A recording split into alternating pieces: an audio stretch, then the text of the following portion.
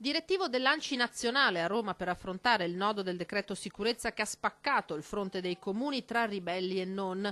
Clima positivo e di dialogo, riferisce Maria Rosa Pavanello, presidente dell'ANCI Veneto, che ha portato in direttivo le istanze dei comuni capoluogo delle 7 province.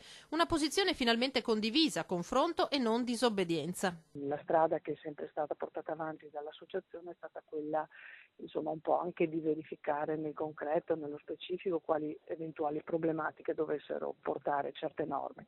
Comunque è stato molto importante che si è detto che comunque la strada è sempre quella del confronto e eventualmente di fare un secondo step, di integrarlo, questo decreto, rispetto a problematiche che dovessero eventualmente verificarsi. Lunedì prossimo è previsto un incontro tra il Presidente del Consiglio Giuseppe Conte e una delegazione dell'ANCI relativamente al decreto legge sicurezza e alla legge di bilancio. In quella sede l'associazione chiederà di modificare l'applicazione tecnica del decreto e di puntualizzare alcuni aspetti che hanno creato timori a livello locale. Ci sarà una delegazione rappresentativa di tutti.